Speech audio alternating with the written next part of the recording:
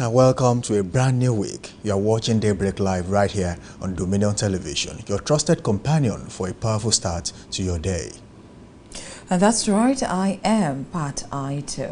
And I am Samson Balogun. It's Monday morning and we're here to bring you the perfect mix of information, insights and inspiration to kick off your week with purpose.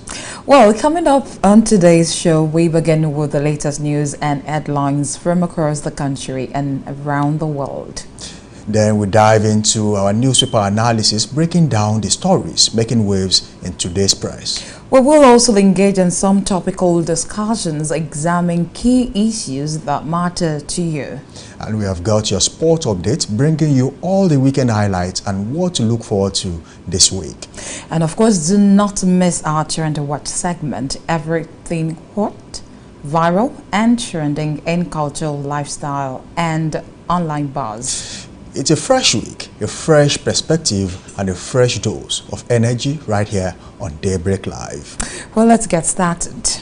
Right to it. There are quite a number of interesting things to talk about today, most especially going about some students in Delta State who were captured. But before you do that, a very good morning to you. Good morning to you. And how was the weekend? Well, not that bad. Thank you. Same here.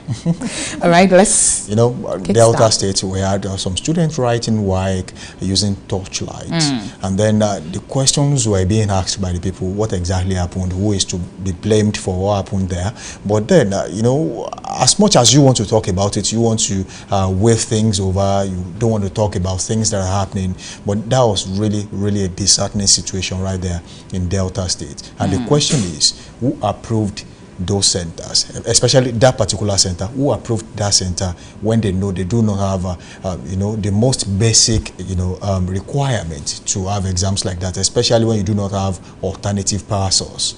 Well, my take on that is that it's quite absurd, outrageous, and that reflects a deep-rooted neglect of public education in the country, and it's called for urgent intervention and to ensure that such a disgraceful incident should not repeat itself again. And of course, I do not bother because some of our leaders are not actually, the children are not here. They are in a serene environment where they learn and everything is good for them, compared to the masses where you just have to want to further, you want to have education, but that our education sector in the country is decaying. And it needs to be overall. So that means all the government, the federal, the state, and the local government should come together and do the needful. Which actually takes us to underfunding of education in this part of the country. In this part of the world. Education should be one of the things that the government should really look at, because that is how you produce the next set of leaders. And if they're having this kind of traumatic experience, while studying, I don't understand the kind of message the government is trying to pass across. Because if you look at it, I want to write an examination and the environment is not conducive. How would I remember what I have read? How would I put down things that I have assimilated?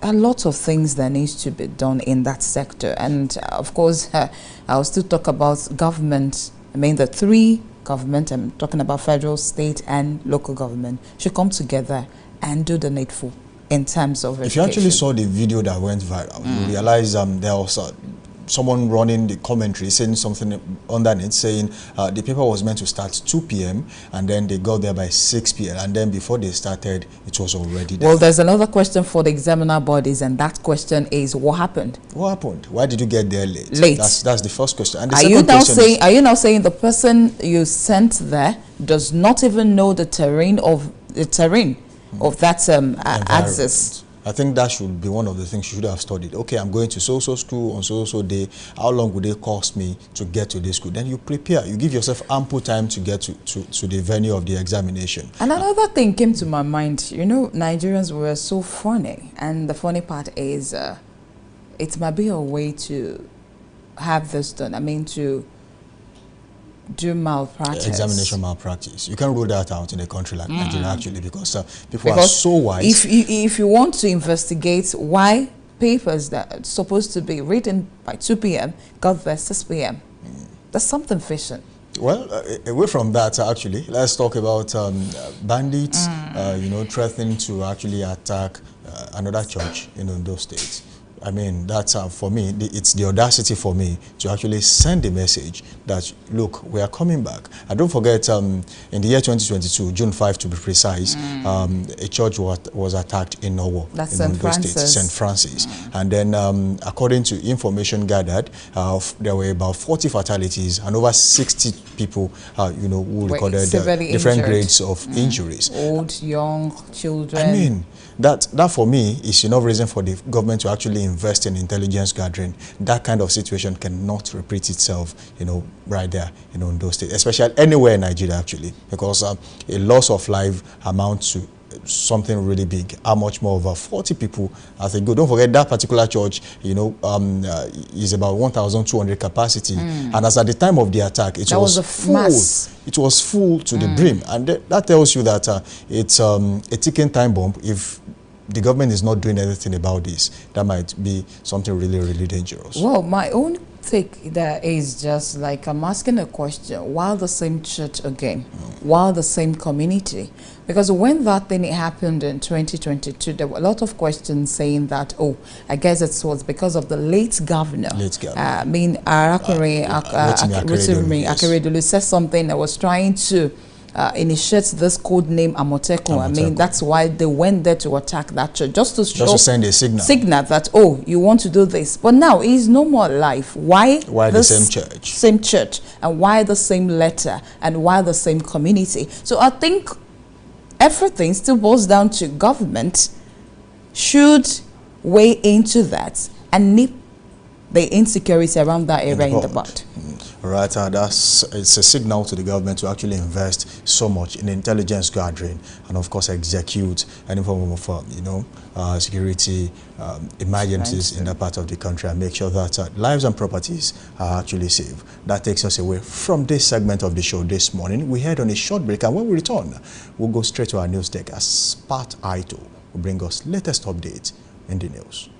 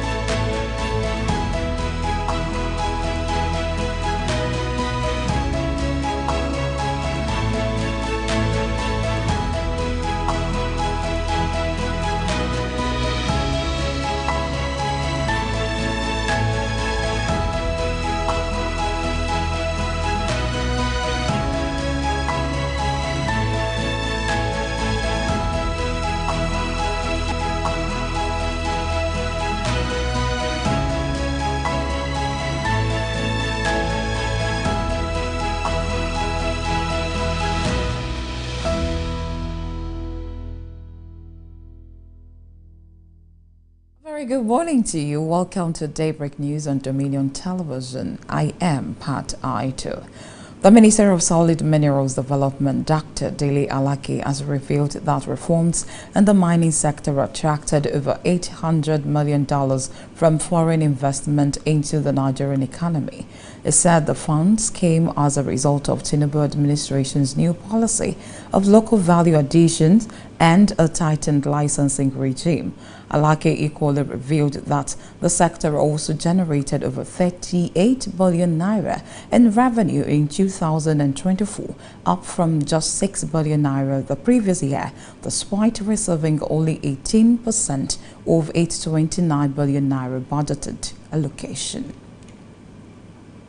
The Minister of State for Industry, John Owen Eno, has emphasized the strategic importance of Nigeria's sugar sector in advancing President Bola Tinubu's vision of achieving a $1 trillion economy.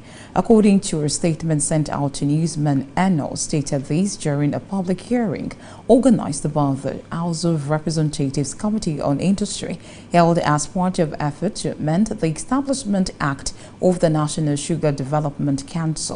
Addressing stakeholders, the minister shared insights from a recent Federal Executive Council meeting, highlighting President Tinubu's recognition of the sector's potential. The Inspector General of Police, Kayode Egbetokun, has inaugurated the Benue State Command School Protection Squad as part of the broader Safe School initiative launched in Makurdi. Represented by the Assistant Inspector General of Police in charge of Zone 4, Zakaria Anchia, the IGP emphasized that the initiative reflects his administration's strong commitment to safeguarding students, teachers, and educational facilities across the country. Egbetokun noted that ensuring the security of learning environments requires close collaboration between educational authorities, community leaders, and security agencies. The Joint Admissions and Matriculation Board, JAMB, has released the results of candidates who wrote the 2025 Unified Tertiary Matriculation Examination (UTME) receipt examination. The board also announced the release of withheld results of under 8 candidates, except where litigation is involved, who performed below the established standards and those involved in misconduct. The results were released after a meeting of the board's chief external examiners in all states of the Federation. A trailer loaded with car tires had been raised in Ibadan, the state capital. It was gathered that the truck caught fire while in motion at Guru Maharaji area along the Lagos-Ibadan Expressway. Properties worth millions of naira were said to have been destroyed, but casualty was not recorded in the incident. In another development, a petrol tanker carrying 45,000 liters of petrol fell around Olunde Junction in the Ulumi area of Ibadan in a near-fatal accident. It was gathered that the tanker swerved off the road and rammed into a nearby gutter, spilling its content, but did not record any casualties. The chairman of the Oyo State Fire Service, Moruf Akiwande, who confirmed the incident, said the surface of the spillage was quickly doused with chemical to avert a fire outbreak. Now to Edo State, where Edo State Governor Senator Monday Okpebholo has approved the total rehabilitation of over 45 field portions in the Auchi Igara Ibilo Federal Road as part of moves to revive economic activities in towns and villages within Akoko Edo local government area of the state.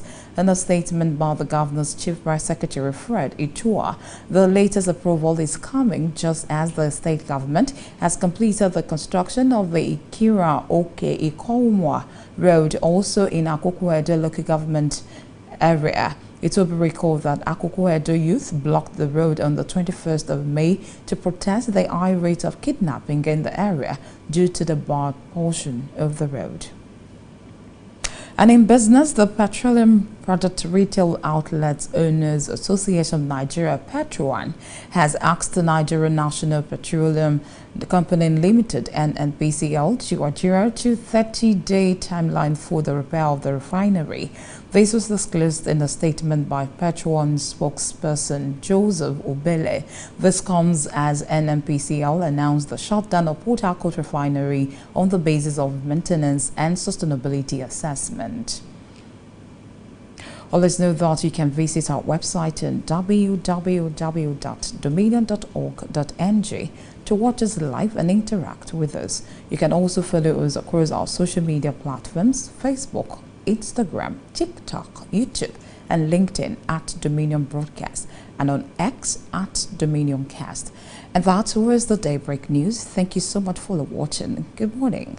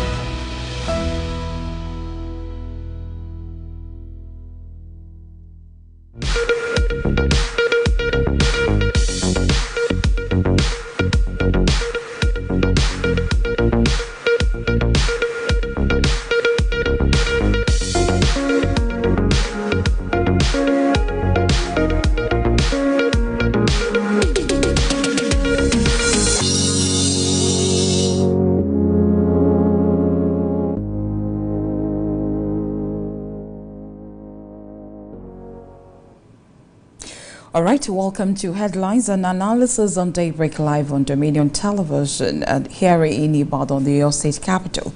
We have 8 newspapers this morning, and I'll begin with this one.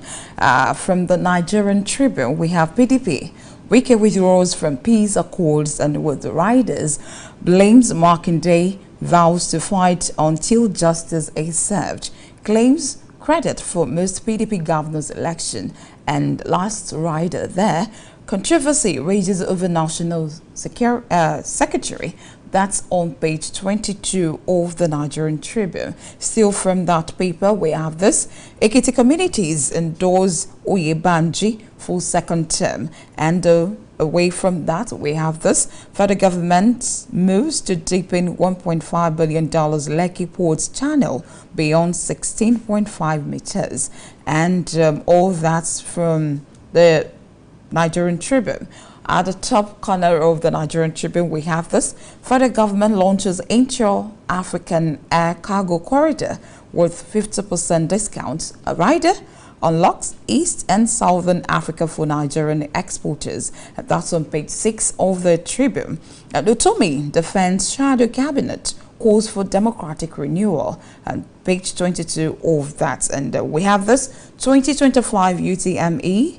17,025 candidates score 300 and above. JAMB and riders releases results of rescheduled exams, and underage candidates result also released. And the last one from the Nigerian Tribune. Atiku, Obi, Amechi, others in closed-door meeting with National Political Consultative Group. Tensions failed as Jigawa delegate disrupt proceedings. Away from Nigerian Tribune, let's move to Blueprint. And Blueprint has this banner. PDP sinks deeper as Wike pulls out of peace deal with the rider. FCT Minister blames Makinde, vows to fight for justice. And we have this Atiku Obi Ameti coalition meeting disrupted. That's on Blueprint newspaper. We have this as well. Mining attracts $800 million investment and 38 billion naira revenue in 2024. That's coming from the Minister of Mineral. That's Dr. Alake. And of course, from the Blueprint, we have NDLEA intercepts 6.5 billion opioids, naps 2 British national in drug bust. That's a big one there. We have this also from down beneath the Blueprint. Delta federal government probes video students writing work aimed with touchlight. Benue security stalling 25.7 billion naira Uju Awaja Road project. That's contractors saying that. And we have Niger Delta NAV destroys 100 refining sites, 53 boats and others. Page 7 of that Blueprint. We have this one as well, Jigawa. That's the top part of the Blueprint. We have Jigawa bold foils attempt to cheat pilgrims fixing diamond teeth. And beside it, down below it, we have JAMB releases receipts 2025 UTME results, 70.7 score below 200. That's on Blueprint. Away from Blueprint to New Telegraph. New Telegraph comes with this. PDP crisis fetters as Wike pulls out of party's reconciliation deal, blames Makinde. And a rider there vows to fight until justice is attained. That's Wike talking. We have this as well. 2027 Jigawa delegates disrupt Atiku Obi coalition meeting in Abuja. That's on page 2 and 4 of the New Telegraph. From the New Telegraph, we have this. Headsman shoot Catholic priest, adopt 2 others in Benue. That's on page 6 and 29 of the New Telegraph. Away from that story, away from the adoption, we have this from the top part of the New Telegraph. Allocation amid decay, oil producing states 13% derivation up 18.3% to 546.48 billion naira. That's on page 4 of the New Telegraph. A lot of stories there. We have Tinubu's God's gift to Nigeria. Author Eze saying that you want to read more on page 6 of the New Telegraph. And 2025 UTME records best performance in 13 years. Page 2 of the New Telegraph.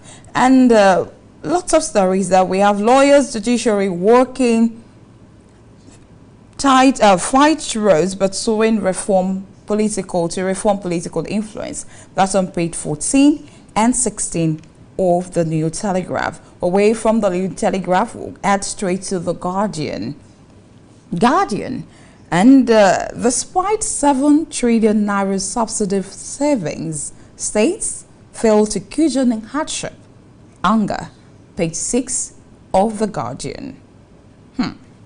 Then federal government of Wales air cargo corridor offers Nigeria exporters 50% discount. And to education now, 71% of rescheduled UTME candidates score below 200, says JAMB. And that's on page 3 of the Guardian. And on page 3 of the Guardian comes North Old key to solving Nigeria's problems, says Obi. That's on page 3 as well of the Guardian. And we have this: military destroys over 100 illegal refinery sites in 5 months.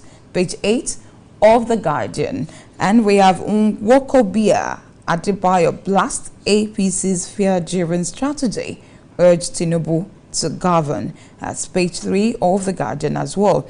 And last story I'll pick from there, we have PDP postponed NEC meeting amid uncertainty over action against Atiku Wike, and that's on page 3 as well of The Guardian. Away from that to the leadership. The leadership comes with this: to shut down of Port Harcourt refinery in 5 months raise questions. Question: we have this rider: label CSO's export demand audit accountability. Government not sincere, taking Nigeria for granted. NLC, NNPCL must account for turnaround maintenance money, and CSO's asset not supporting market expectation. That's all from that's a rider for the big story here: 2 shutdowns of Port Harcourt refinery in 5 months raise questions. And we have this coalition: Atiku, Obi, Amechi, others brainstorm with northern leaders. Page 36 of the leadership. And still from the leadership, we have shadow cabinet not to overthrow government. Pat Utomi is talking there.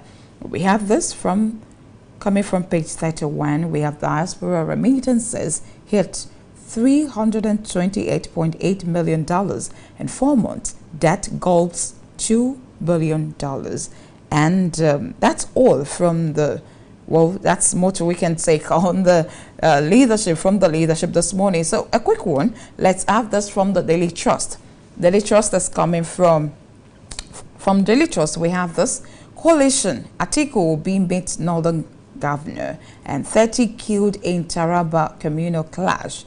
Questions over Port Harcourt refinery shutdown after $1.5 billion rehabilitation. And lastly, from the Daily Trust, we have PDP reconciliation suffers setback as Wike pulls out. Well, you can grab any of these dailies to read more, and headlines I have rolled out for you. Well, we'll go on a break. When we come back, we'll come to analyze what the headlines are saying this morning. Good morning. It's still Daybreak Live on Dominion Television. See you again.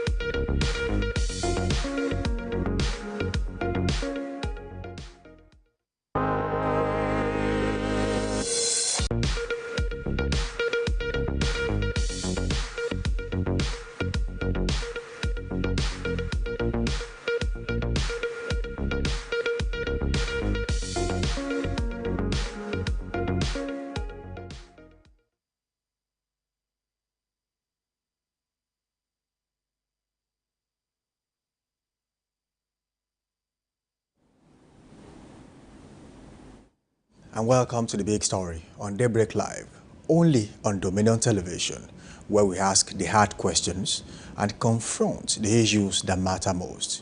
Today, we tackle a troubling and persistent crisis. Will there ever be an end to banditry in Nigeria?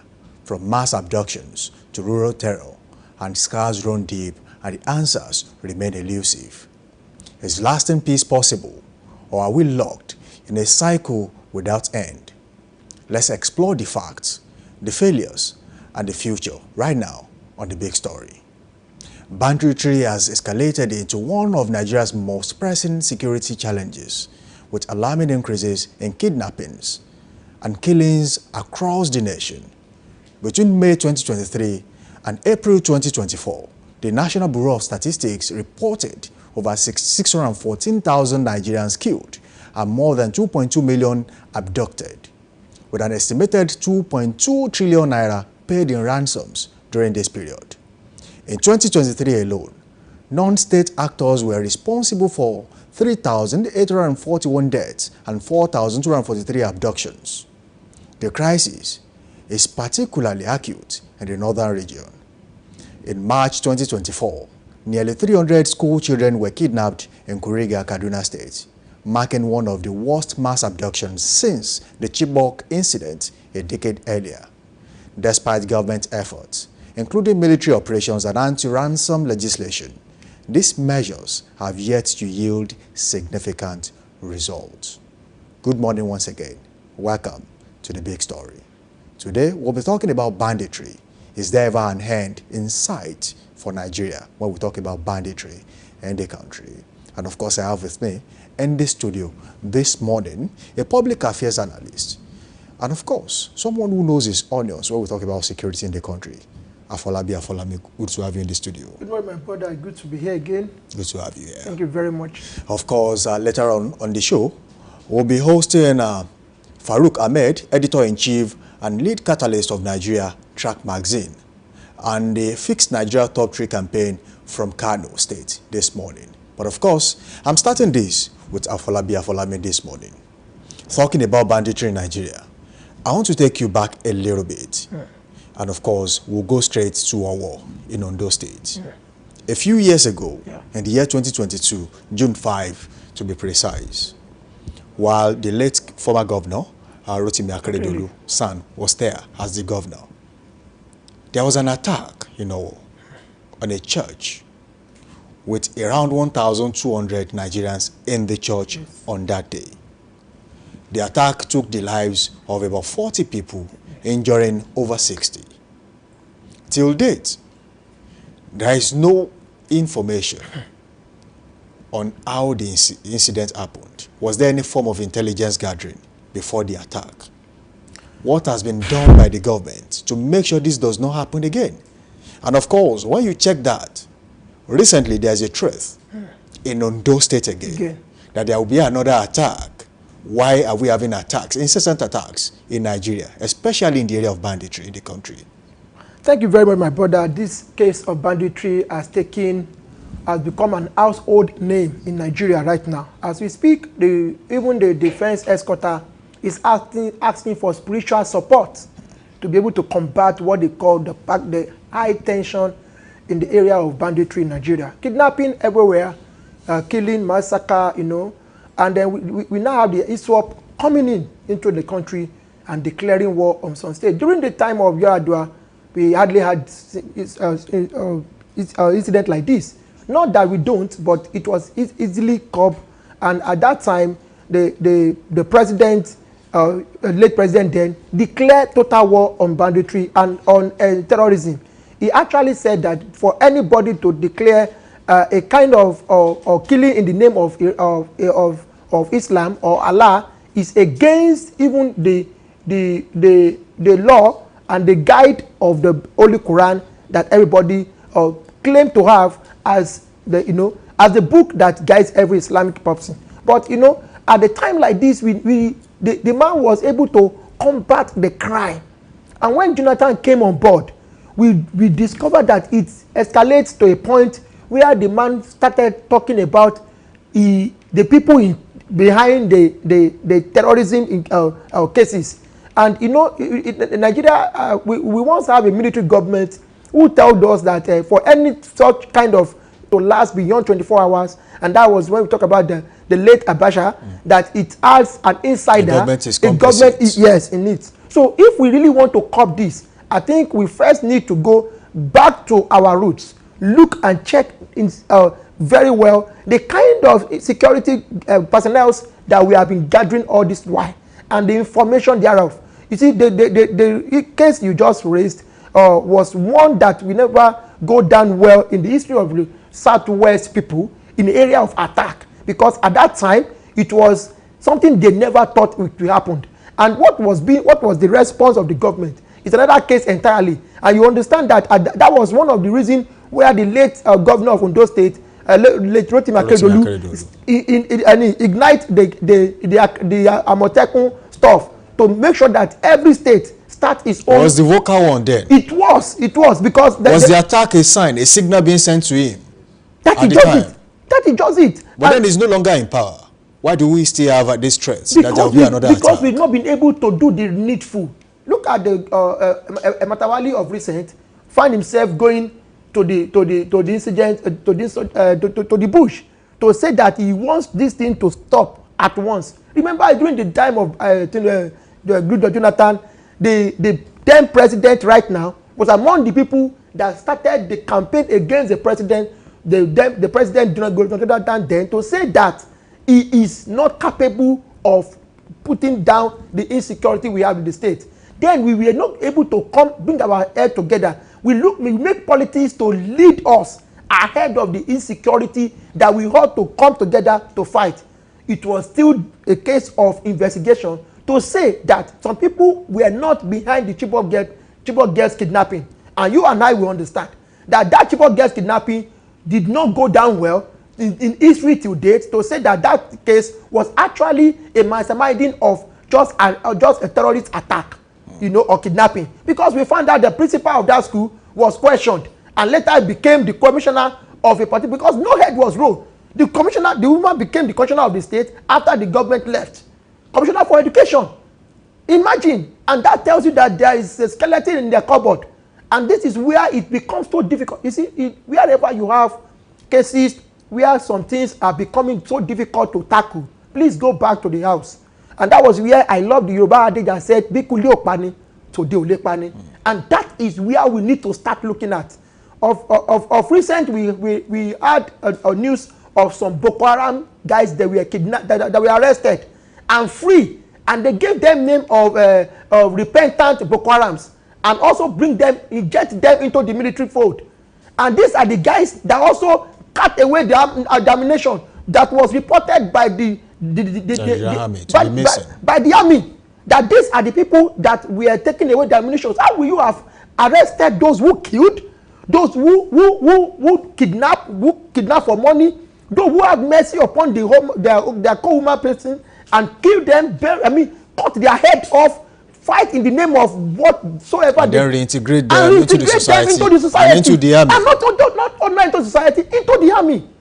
And something that it is uncalled for. You hardly understand why. Who is in charge of that? Where is the guy who led the terrorist attack on the Catholic Church in Abuja then? That Abubakar Chokoto. Where is he now? Has he been killed? Has he been jailed? You understand the kind of jailbreak we had during the last era of Buhari? The kind of jailbreak that we had. We have somebody, Gumi, talking in the front of the public that he knows where the people are. And he said he was saying it frantically. With confidence. And nobody said anything. Nobody said anything. And was not kidnapped. It was not, you can't understand. So if we really want to go out of all this mess, if we really mean business as it is, because this thing is carrying out in our eyes and the government is seeing it, we may not have another Nigeria if we don't take care of this particular insecurity case. Okay, going down history lane, when we talk about insecurity in the country, the origin and evolution of banditry in the country, historical roots in cattle rustling in the northwest, e.g. Zamfara, Katsina, transitioned from local crime to full-scale armed militias engaging in kidnapping, extortion, and terrorism. And up till now, the government has not been able to nip this in the bud. They transitioned from rustling cattle down to being armed militias. Kidnappers. And now it is full-time banditry, Yes. which has actually sent so many people away from their homes. That is where we question the kind of government we have. That is where we question the Buhari government that just left us with 8 years tenure and with a lot of questions yet to be answered. You know, it was also recorded in the time of late Lam Adesina when the governor asked some the Katuriaras to know their stand. We understand that the former president then, as a civilian, led these people to the government house and was asking the governor to, you know, be careful of his kind of rule against these Katuriaras. He was so bold that he felt he will not be questioned. But thank God for the late governor, Lam Adesina, who made him understand that this land belongs to some people and is also being governed by law. And so whoever that will not follow this law and order will best go back to his place. You know, that's what gave a succor at that time. If not, we may have been seeing the occurrence of these guys working freely and killing as they like, because they felt that they want to take charge of the entire country. We've seen videos that is telling us that this Nigeria belongs to the Katuriaras, belongs to the Fulani group, belongs to them, and they also felt that with or without they being indebted in the government or in the governance, we may not have a good governance. Okay, all right. Farouk Ahmed, all the way from Kano State, is standing by. Farouk Ahmed, good morning to you. All right, Farouk Ahmed is the editor-in-chief and lead catalyst of Nigerian Track magazine and the Fix Nigeria Top 3 campaign from Kano. With him, we'll also be doing justice to the topic and, of course, the major headlines on the pages of the newspaper this morning. Farouk Ahmed, we've been talking about banditry in the country. That is there ever an end in sight when we talk about banditry in Nigeria? Well, the end, we can't lose hope, but as the way things are going, the end is not nearby. Because the main issue that is falling banditry is not being tackled. One of the things that are falling banditry is the issue of poverty, unemployment, weak governance, and armed proliferation. And all of these are being tackled by government presently. So if you want to tackle banditry, you need to tackle this consciously. Years ago, I think about 5 years ago, I wrote a story about cattle robbery. Banditry started from cattle robbery. So I think government needs to tackle cattle robbery, if not, it will be the new Boko Haram. So by then, nobody was able to, the government in Kaduna, Kano, and I think Kaduna, they couldn't tackle it. You got into a situation whereby in a Fulani hamlet, whereby there will a cattle robber will come and will take away 200 cows of a particular cattle area. So where we wanted to turn to, they want to take up arms and also start kidnapping. So it was kidnapping that went on to become banditry today. And what another thing that is also telling them is the issue of rare earths, illegal mining and gold mining. So that business is giving them much money. So government has to also come into the issue of regulating illegal mining, and then with that, they will be able to also checkmate where these people, where these bandits are getting their illegal money, their illicit money from. If they can tackle that, then by the grace of God, bandits will come to an end.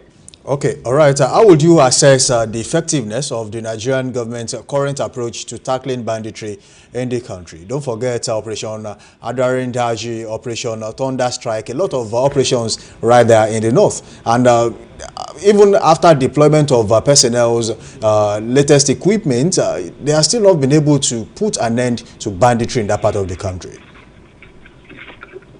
I can't hear you.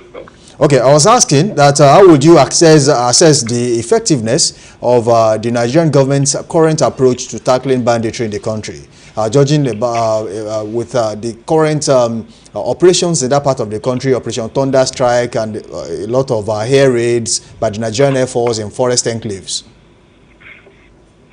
Okay, well, that is for the security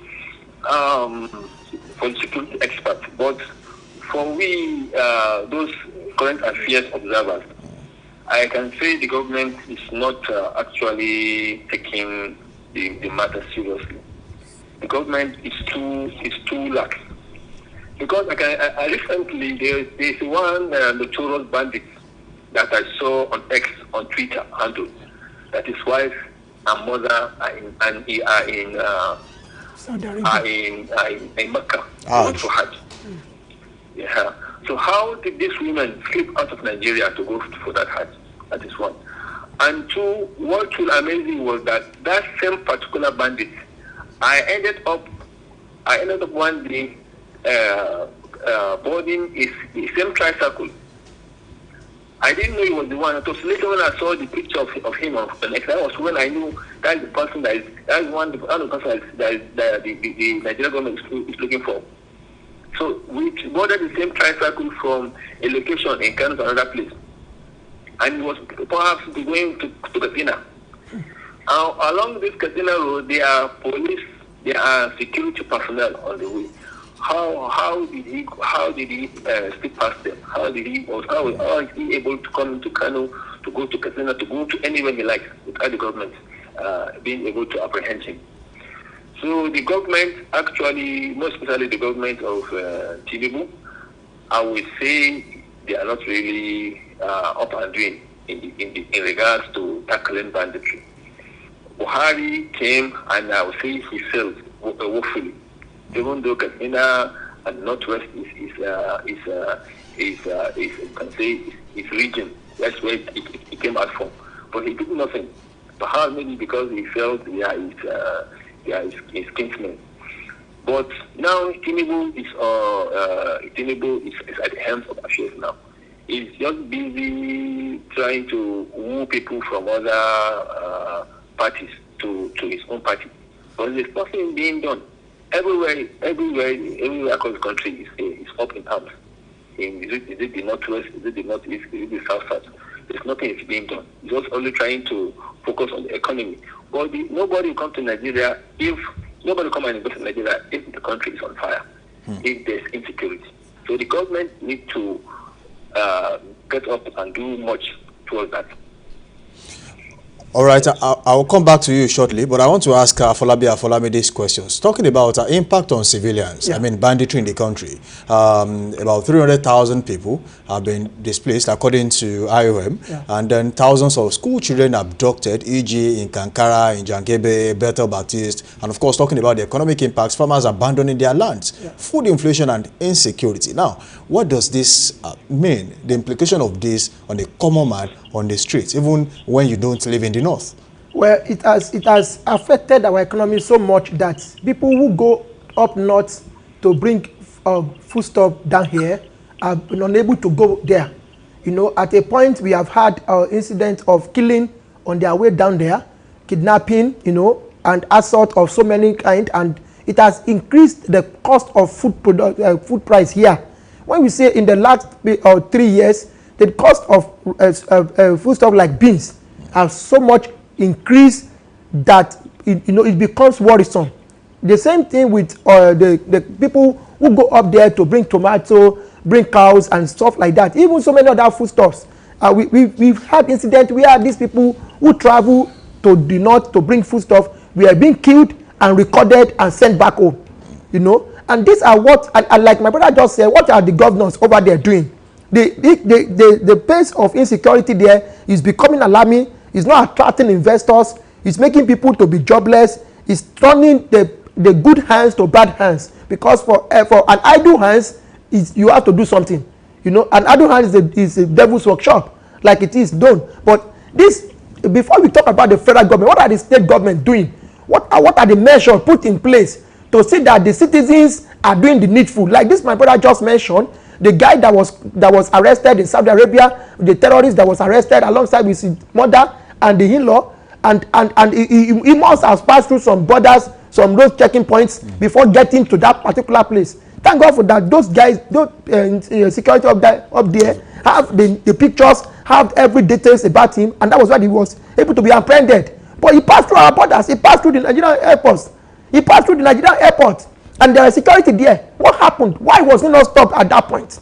Why must it be that it is the foreigners that will help us to do our job? What went wrong with our debtors?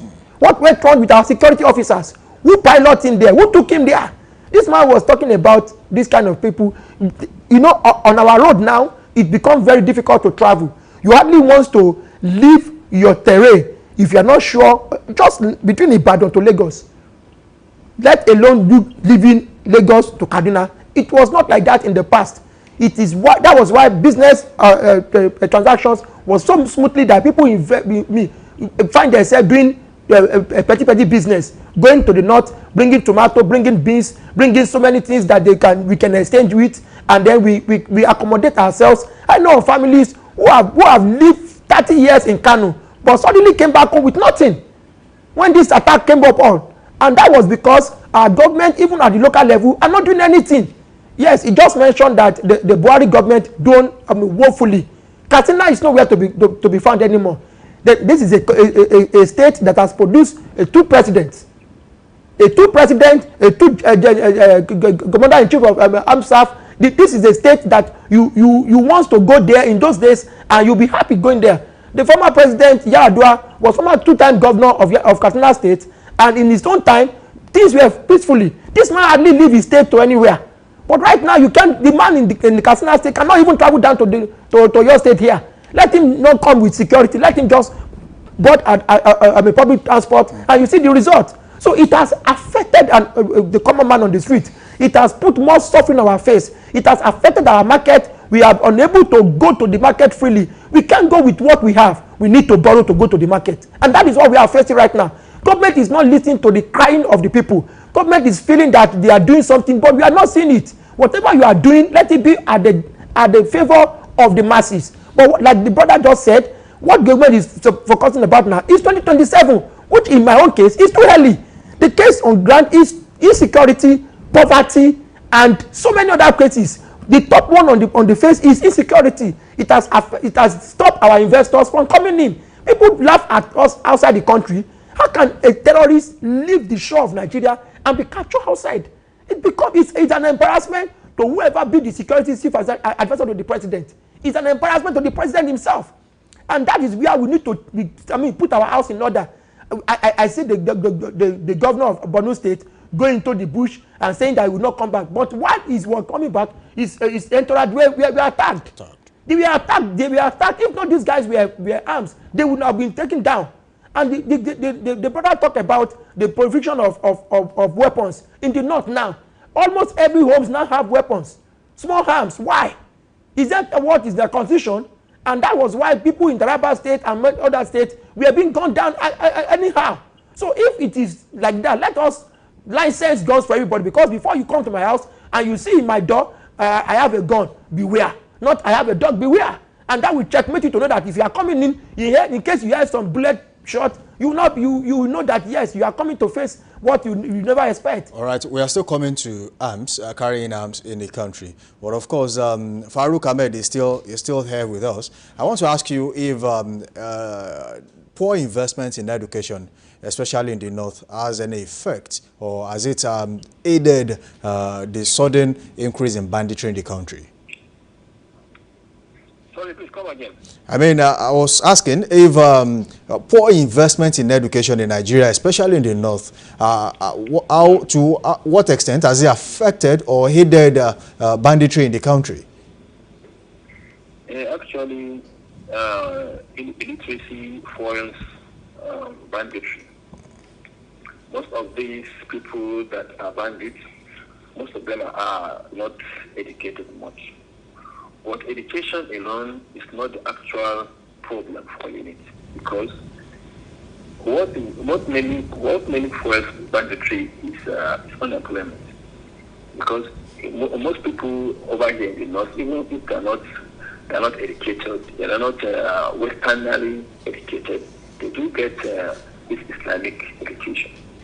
And most youth in the north are not idle. You find them doing one thing or the other. You see them maybe they are payloaders, maybe they go to market, they sell goods and so on. So they are mostly engaged in one thing, or you find maybe they're farming. But now the farming is not possible. You can't farm in your village. The bandits are taking over many villages. So you find that there are many youths that don't have anything doing. So at the day end, what do they don't do? They also turn to they also get armed and they start kidnapping people and also become bandits themselves too. So what government needs to do is one, to tackle unemployment. But all of us here are all beating around the bush. The main problem that is causing all this is the issue of corruption. Our leaders are very, very, very corrupt. Like the National Assembly, they are not like fat cows, cash cows that are just feeding on Nigerian wealth. So we need to tackle the issue of corruption, one, and two, we also need to change our political system. The presidential system is very costly. It's very costly and does not have any control. If you are the president, you can fire and hire anyone you like, and you don't bother. So, and if a president is a person is very weak, you can't change him until after 4 years. And with the corrupt system, the corrupt nature of the country, he or she always has the possibility to get second term. But for example, if you have a parliamentary system, even within a week or 50 days, if you find your prime minister is ineffective, you change him, just like United Kingdom did during the Truss era. So only spend 50 days on being a prime minister. Why? Because when 60 found out she's not effective, they changed her and put someone else who was Rishi Sunak. So the issue of education definitely it helps, but that's not the major issue. The issue of unemployment, and what causes unemployment is one, the issue of our government being too corrupt. They are the ones snatching everything away. So it literally trickles down to the bottom. And with that, so that's that. Thank you very much. All right, let's talk about arms. Afolabi this morning. You spoke about arms, that Nigerians should, be given the right to carry arms. At least every home should have arms. But then, even when Nigerians do not have, the license to do that, currently, arms proliferation and funding, cross-border arms trafficking from Libya, Sudan, bandits reportedly collect billions of naira in ransom, just because they have arms, and that is what they do. They have seen a business in it now. So, basically, do you think that Nigeria can actually put an end to the influx of, arms into the country through, unguarded channels like open borders? Yes, Nigeria can, if nobody is profiting from it. So people are profiting from this amplification, and that is why we're having it everywhere, especially from the north. The brother just mentioned about unemployment as one of the reasons for banditry in the north. And I tell you, the reason for unemployment still remains insecurity. Nobody will bring his business down to the north if there is insecurity. The man that owns the Dangote refinery is from the north. And we once have Kano refinery at the time. But what is Kano refinery right now? It is of no-go area. It's not working. If the man wants to put a refinery in the north, you will have done so if that place is so very safe. And that is why you see many companies prefer other region than the north. Are you saying northern investors are even running away from investing in their own region? You can see it. Even the last protest in the north shows where the people goes around and pull down even to the telecos masses around there. You can understand. That is just it. When you talk about education, understand takes you beyond your shore, puts you in the right position of mindset to understand that what you have is not what you study in the course, in the class that really matter, but what you have around. Look at the people who could see mass around, and because they were not paid, and because somebody is telling them that when you put this down, you get this money. And that is why politics in the north becomes very lucrative. And it tends to see many people coming around those that call themselves the leaders or the representative or the senators or the governors over there, unlike in the south here. But I tell you, until we put an end to poor educational system in the north, then we may now be talking about the tackling of insecurity. Yes, corruption in the government. Corruption in the government is not just now.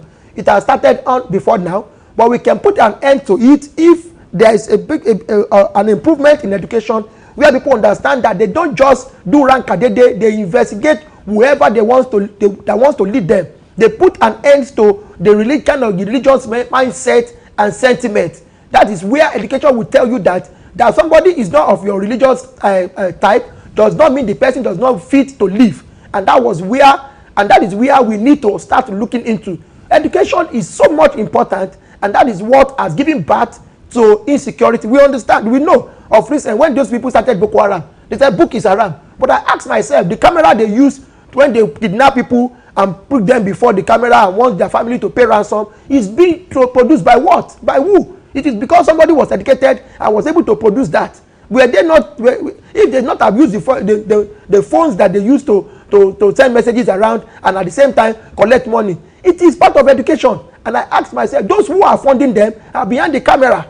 And this is where we need more education to put the funding there. Some people are benefiting from it. They so much do it so that that was why you see some people funding some people to go out for religious programs.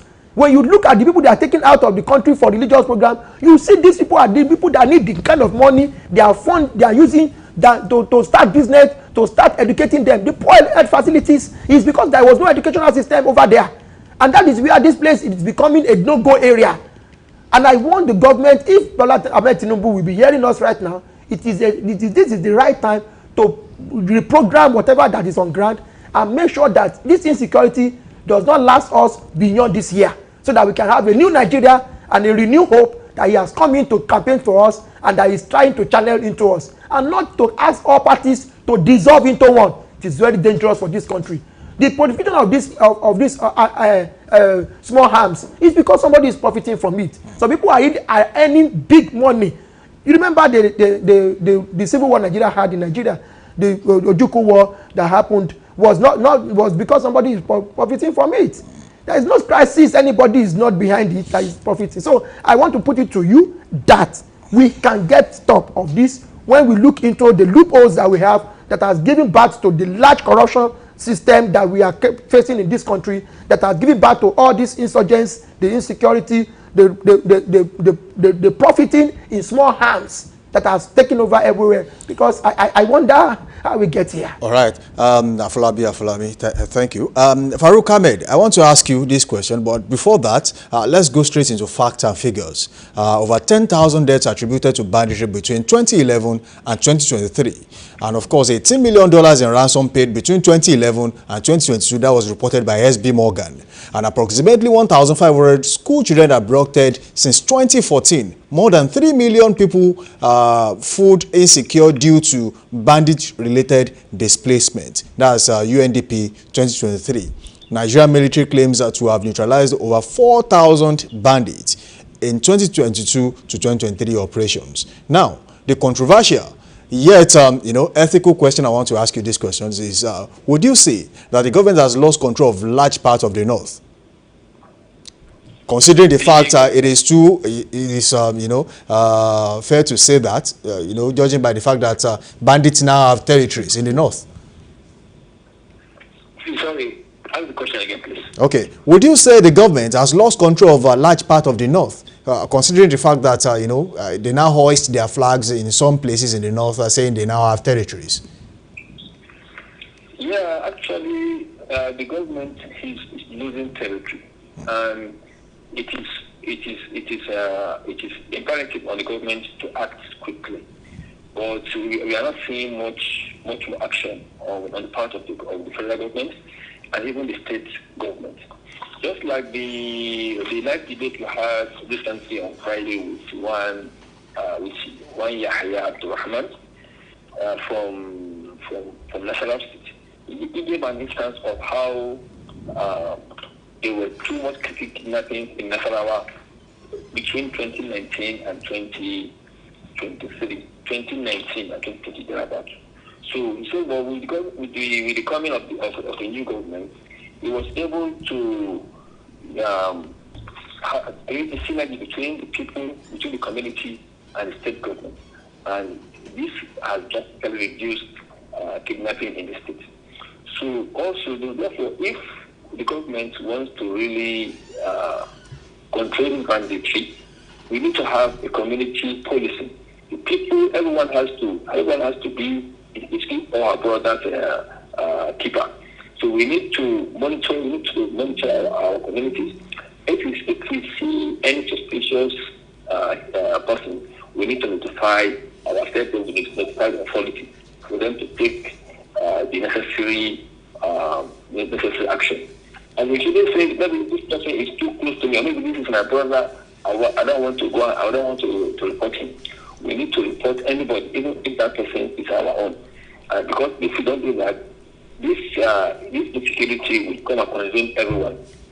And one thing, even though Kano is still, we won't say it's clear of any insecurity problem, but one thing Kano is good at is that any problem that comes to Kano we don't care about issues of brotherhood or maybe friendship. If we see any problem, we take action quickly. That is why even when Boko Haram came to Kano, even though it was very, very difficult here, but we were able to combat it. So, but other states in the north, like Katsina, like Zamfara, like Kebbi, and so on, maybe Borno also for instance, they are a little bit local. So the people there are mostly congenial. They are very much like brothers. So maybe at times they don't want to report on themselves. So that's one thing. That's why the crisis is falling too much over there. So one thing they need to do there is they need to pick up and they need to try to identify the bad acts among them and report them. And the governors of the state also need to also fit up. They shouldn't wait for the federal government to come and rescue them. Because if they don't take action, one day these bandits will take over the whole territory, and then they won't have the government house to even call their to roof from. Okay, all right.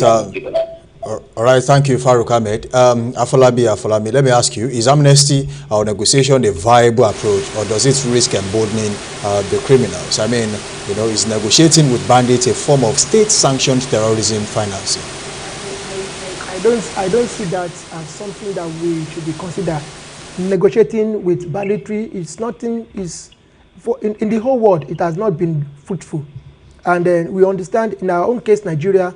It's becoming a harm unto us. The last one we experienced was when some repentant Boko Haram was injected. It was part of the negotiation. It was part of the fact that we expect that having or look into this document, we'll be having a favorable hands coming in to tell us where others were hiding and we can go after them. But it turned out to be negative, and that was why the defense headquarters was forced to come out loud and say the injected repentant Boko Haram cut away some of their firearms and also bring the terrorists into their base, and that was not fruitful. So we should be looking at other methods at which we can deal with this particular incident that is facing us. Okay, Farouk Ahmed.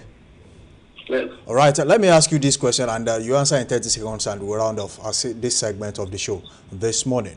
If a state government pays ransom to save lives, is that a strategic move or a dangerous precedent? Sorry, please come again. If a state governor pays a ransom to save lives, is that a strategic move or a dangerous precedent?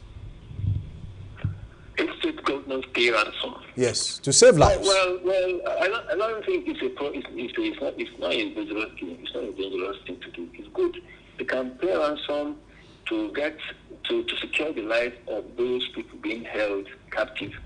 Then what the governors need to do, and the federal government, is to now use those people to gain insight of the operation of those bandits.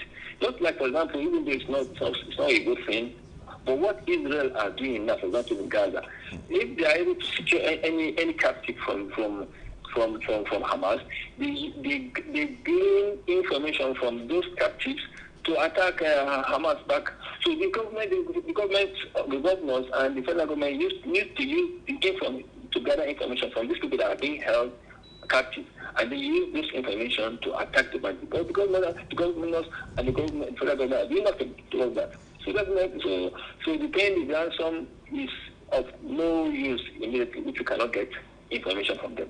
All right, thank you, Farouk Ahmed, for being a part of the show today. Thank you.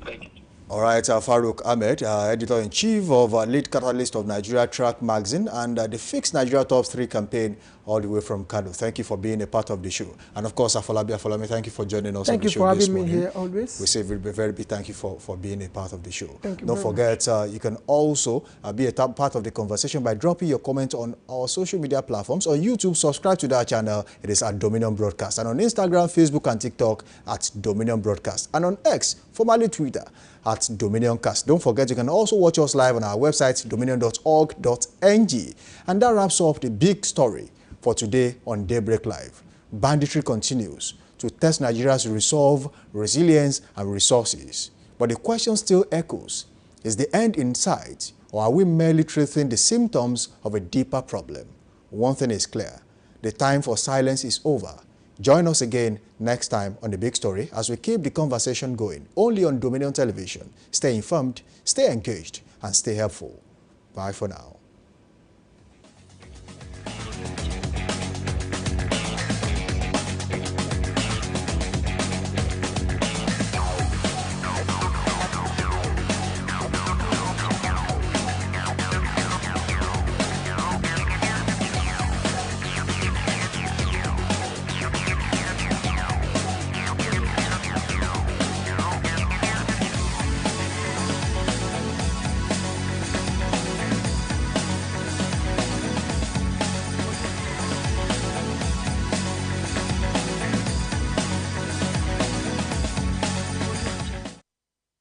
Hello, many thanks for joining us on Daybreak Sports this lovely Monday morning. My name is Boluwaji Ogumola. It was indeed an eventful weekend of sporting activities across the globe. From the world of football to tennis to basketball, name it, we've got it covered on the show this lovely morning. But let's kickstart this morning from the Nigerian Premier Football League, where it was match day 38 across various centers in the league yesterday to actually draw the curtain on the NPFL 2024-2025 season. Let's take a look at the results of matches played yesterday, including an away win in Aba. Let's check it out. Lobby Stars opened things up with a 2-1 victory over Bender Insurance. El Kademu Warriors defeated Sunshine Stars by a single goal. And of course, Shooting Stars ran riot in Ibadan, 5-1. They defeated former champions Rangers International. Niger Tornadoes were also 3-2 victors against Kano Pillars, where Rivers United at home in Port Harcourt defeated Nassau United by a single goal. Plateau United traveled to Aba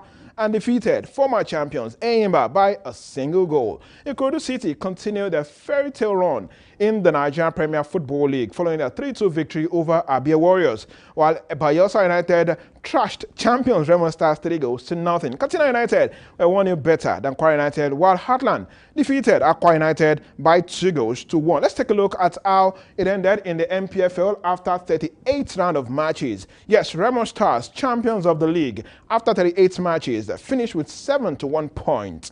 Yes, better than second place Rivers United, who finished with 64 points. Abia Warriors third with 60 points. Ikorodu City fourth with 61 points. Meda Insurance fifth. Eyimba sixth. Plateau United seventh. And then Shooting Stars finished the league in 8th position. And of course, there you have the entire standing. But then let's break it down and take a look at how it all looks like at the end of the league. CAF Champions League for next season. Remo Stars and Rivers United will represent the country in the CAF Champions League come next season. In the CAF Confederations Cup, Abia Warriors will represent Nigeria alongside the winner of the President Federation Cup tie between Kwara United and Abakaliki FC, while the relegated teams are Heartland Football Club, Aqua United, Sunshine Stars, and Lobby Stars Football Club. And there you have it on your screen, the relegated teams right there, and the teams that will represent us in the Confederations Cup, Abia Warriors, and the winner of the President Federation Cup game between Kwara United and Abakaliki Football Club. And as we leave the MPFL, let's take a look at the top goal scorer after the conclusion of the league. There you have it. Anas Yusuf for Sunshine United finished with 18 goals, and of course he has the Golden Boot for this season's top scorers award in the 2024-2025 MPFL season. Rabiu Ali finished with 13 goals. Yes, the Hold Warlords himself, and of course amongst all of the other players right there on your screen.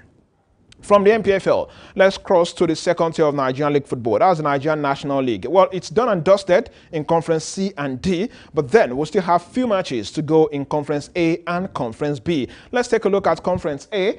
Yes, over the weekend we had a number of interesting matches. Crown FC did not play because they were drawn by, and Smart City, the team that is giving Crown FC a lot of issues, actually picked up another away point in Ikenne at the weekend. They played 2-2 against Beyond Limits Football Academy. Well, the good news is that Crown FC, they didn't play at the weekend, but they have 3 matches to go this season, and they must come out with very good results in those 3 matches. But for Smart City, they have just 1 game left. So there's hope for Crown FC as they continue their push for a place in the season-ending Super 8. Don't forget that Super 8, of course, ends the entire season, and that's where we'll have the eventual champion of the NNL emerge, and of course, the 4 teams that will gain promotion to the MPFL will also emerge.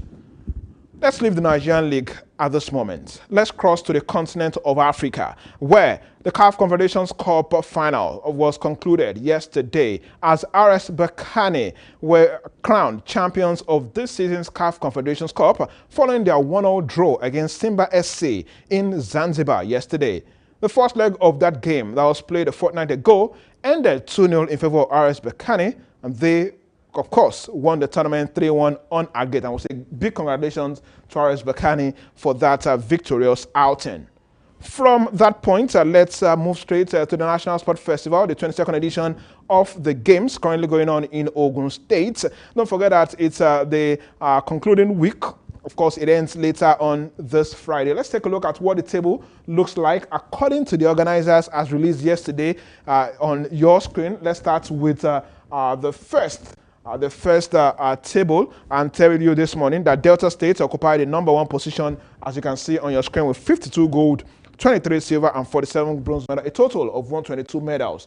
Bayelsa United second as we speak. Host Ogun State currently occupy the 3rd position. 4th position is where we have Rivers State. Edo, they are 5th. Oyo currently occupy the 6th position with 19 gold, 20 silver, and 23 bronze medals, a total of 62 medals so far. And if we move a little further, we'll take a look at the 11th to the 20th position, where we have Nasarawa State. And of course, away from that also, let's take a look at the teams who are rock bottom. Ekiti State, they have 21 gold, as you can see on this screen right beside me. And of course, Borno yet to pick up any gold. Enugu yet to pick up any gold, same as Benue, Ondo, Bauchi, Kaduna, Taraba, Jigawa, and Kebbi States. All of those states are currently struggling at the competition. And away from the sports festival, let's cross over to France this morning and talk about the Monaco Grand Prix held yesterday, as McLaren's Lando Norris was fastest and, of course, emerged champion of the Monaco Grand Prix held yesterday. And, of course, Charles Leclerc of Ferrari came second, while the second McLaren driver, Oscar Piastri, finished third in that race. Well, champion Max Verstappen finished fourth of Red Bull, while Lewis Hamilton, of course, finished fifth. He drives for Ferrari. Let's take a look at the driver standings this morning. Oscar Piastri is still the leader for the driver standings now. Oscar Piastri is still the leader, 161 points he has, followed by his teammates, Lando Norris, of course, with 158 points. Verstappen, third, Russell, fourth. Let's take a look at the drivers as the team standings right now. Team standing, McLaren, of course, they've been dominating all season, followed by Mercedes, and of course, Red Bull, they are third at the moment. Away from that, let's quickly check out updates from Geneva. Yes, as played yesterday, where Novak Djokovic won his 100th singles ATP title yesterday, following his victory over Hubert Hurkacz in the Geneva Open. Of course, he came from behind to emerge champion in that particular. Congratulations to Novak Djokovic, 100 ATP Tour titles for him. And of course, what a way to prepare for the French Open that commenced yesterday, the second Grand Slam of the year.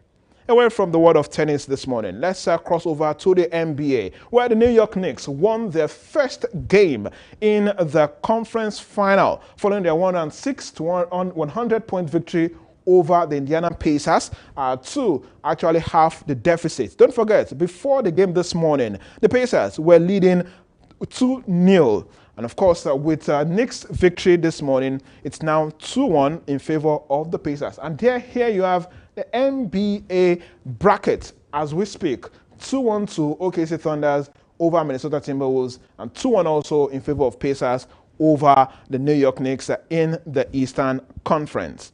All right, away from the NBA, let's cross to the Premier League, where it, of course, all ended in the Premier League yesterday as well, with a number of interesting results on the final day.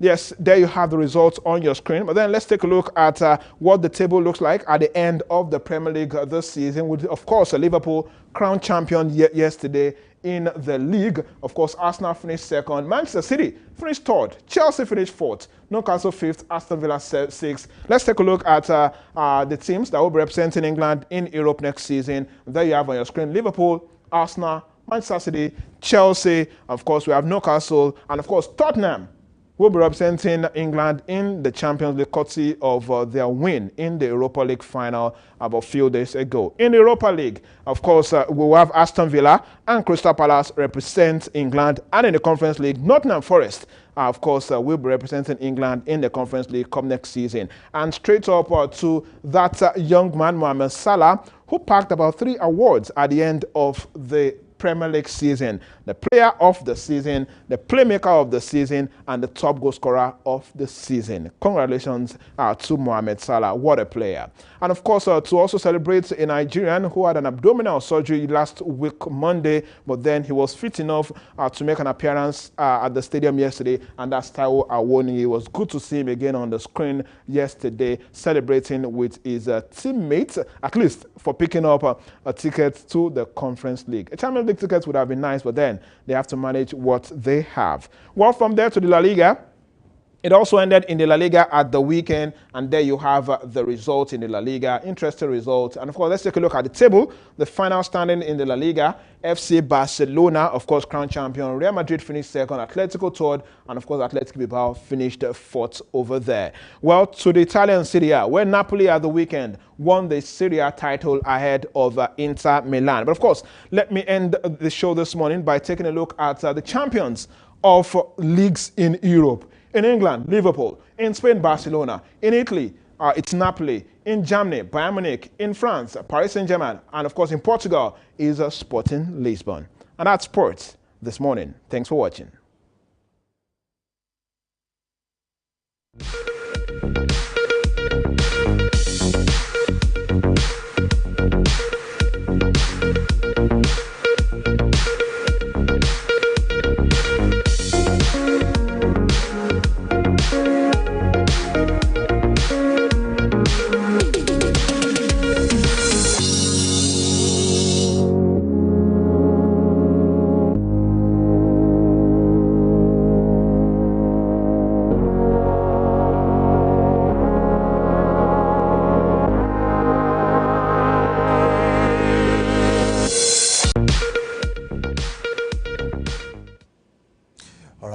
from that. And that was Daybreak Sports with Boluwaji Ogmola right there. And up next is Trend Watch on this dial, Dominion Television. Don't forget you can be a part of the conversation by subscribing to our YouTube channel. Drop your comments and keep the conversation going. You can also link up with us on all our social media platforms, Instagram, Facebook, and TikTok. It is at Dominion Broadcast. And on X, formerly Twitter, at Dominion Cast. You can also watch us live on our website, www.dominion.org.ng, dominion.org.ng. All right, there are a lot of stories trending on social media. Yes, there are a lot of stories trending on social media. So we're saying welcome to Trend Watch. Welcome to Trend Watch. Right, let's talk about Cubana Chief Priest, who has actually been, right there on the pages of the newspaper in the last few days. He actually started from, from scratch, and then actually climbed the ladder until he finally met the president. That's Nigeria for you. I mean, in the space of 24 to 36 hours, he met the top 5 or 6 Nigerians, from Rep Abbas, Speaker of the House of Tajuddin Abbas. Tajuddin Abbas, he met Tajuddin Abbas, went straight, met Godswill Akpabio, met Kashim Shettima, and eventually met the president, President Bola Ahmed Tinubu. So, and then when you check social media, it says loyalty na water. He praised as he met Vice President Kashim Shettima. Actually, that's for me one thing that says a lot. It's quite simple, but means so much. Recently at an event, he was spotted donning the Tinubu cap. And then right now, he has actually met the president, met the vice president, met the senate president, met the speaker of the house. I mean, it's not that easy. It's not easy. Well, there's this caption there. He said, I'm my papa. And that's the caption. It's telling you that I'm my papa. So, well, you to just think of, this person, they need that prostration. And some people will tell you that, an Igbo guy, you need that for an Hausa man. What's the correlation? I mean, it is quite important. It's a sign of respect too. Actually. And like, I want to say, Ranka Dede, Baba, I see your hand.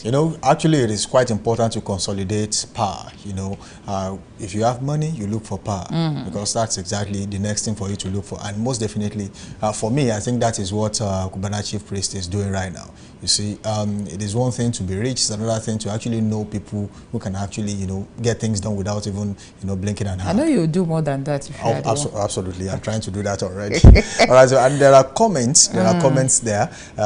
One says, Poshest Hope says that everyone is just securing their pockets, all man for himself. I mean, what do you expect? That's what you're going to get. If, once you have money, you consolidate, and you don't want that money to just slip away. Yeah. You want more to come in. So another one coming from Forever by Chinwe saying that I can only kneel to my biological father. That's for you.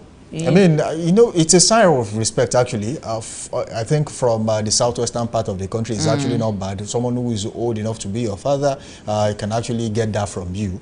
But I don't know if that actually angers anyone. But I don't think what he did was bad. I still feel it's a sign of respect. It's a sign of respect. Because even I always do that a lot. And sometimes I'll just say someone that is older than me, good morning, ma. Good morning, sir. Some people some people will tell you it's Ojuaye. It's not Ojuaye. It's aside from the intentions, why he was there. Actually, I think there's nothing bad in our Cubana Chief Priest giving respect to maybe Chinwe is talking from the angle of Igbo don't really kneel or posturate like that. But hey, Cubana Chief Priest has lived in Lagos, Abuja, so it means that he must have actually inculcated some habits along the line. All right, away from that, so once a break, congratulations to Okpeyemi Bright, that was inaugurated as civic mayor of London Borough of Bakendeng. A 29-year-old Nigerian, British Nigerian, actually becoming the UK's youngest mayor. I mean, that's one interesting story. The University of Westminster celebrated the 29-year-old British Nigerian woman Okpeyemi Bright, inaugurated as the civic mayor of the London Borough of Barking and Dagenham. Bright became the United Kingdom's youngest mayor on May 16, 2025 at a historic event at the Barking Town Hall. And she was there for 7 years. I mean, yeah, that's 7 plus 29. That's actually, she was a councillor for 7 years, and then she has now become the mayor. I think that's a promotion. Before we went on, behind the camera, were actually saying that if she is in Nigeria, something would have happened. The thing is, maybe she's still trying to graduate from one university or the other. Yeah, she will still be in university, or maybe just graduated looking for employment opportunities. Not even she wants to serve, and after that, start looking for.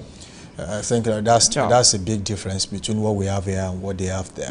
But and most importantly, I think Nigeria should always encourage the not too young to run, you know, kind of idea, meaning that young Nigerians should also be given the chance to actually lead. Let's see what happens from there. All right, we have comments here. #1_best_skincare saying, "Oh, more, I love young women that are this goal-oriented, not some girls always looking for marriage to validate them. Actually, it's making sense. You do not need someone else to validate yourself. Actually, you are enough just by yourself. So just try and yeah. I think you being enough, especially as a woman, you being enough for yourself, you being goal-oriented, you being successful is a plus when you are looking for a suitor, actually a man to marry. So also another one. Yeah, David Idor says, congratulations to Lady Prixo. That's class. Be a shining example and show the world that there is still good in Nigeria. You know, that for me, I think that's quite good also. You know, there is what they call economic outlook, how people say you out there. And I think she's a good image, a good example for other young Nigerians out there. Yes, but then I always say, when you are in Nigeria and if she's in Nigeria, a lot of pressure, like, go marry, go do this, do that. But now she's saying, well, where she at? But then do not forget one thing, that whatever it is you plan for yourself, make sure you try as much as possible to fulfill it. And if you want to get married, let your dream align with the man you whoever want. you are settling down with. And also remember that, you know, when you are being successful outside the shores of Nigeria, you have, you know, dual identity, British, Nigerian. But then if you something bad happens, God forbid, it is a Nigerian. So you have to always understand that. And there's another comment that this is beyond amazing and impressive. It is inspiring and motivating. Go girl. That's Dominican _MN doing that, saying that. And the last one from Trendwatch we have. From Trendwatch this morning. It's a football. Yeah, it's a football story. You love football. Chelsea eventually secured a place in the UEFA Champions League yesterday. That was massive, defeating Nottingham Forest by a lone goal, and also Nottingham Forest got slipped further down the pecking order on the log, and they won't be playing Champions League football despite all the efforts throughout the season. But then they still have something to rejoice about, as Taiwo Awoniyi, who defied death, survived a life-ending surgery, was back on the pitch yesterday, though he didn't play. But then, of course, Michael is saying something. I think Michael is a Chelsea fan. He's a Chelsea fan, actually. Or maybe an Arsenal fan. But eventually, there's something to rejoice about. Oh, welcome to the club. We're congratulating them. But unfortunately, we have to go. That's the end of Trendwatch on this show today. We really have to go. But of course, before we go, to kick off your new week with a positive mindset, all you have to do is to focus on setting intentions, practicing gratitude, and visualizing success. That's the best way to go. Samson Balogun is my name. Keep it locked on this Dominion Television. Well, my name is Pat Aita, saying thank you so much for joining us on today's program, Daybreak Live. Do well to join us tomorrow. Love you so much. Bye.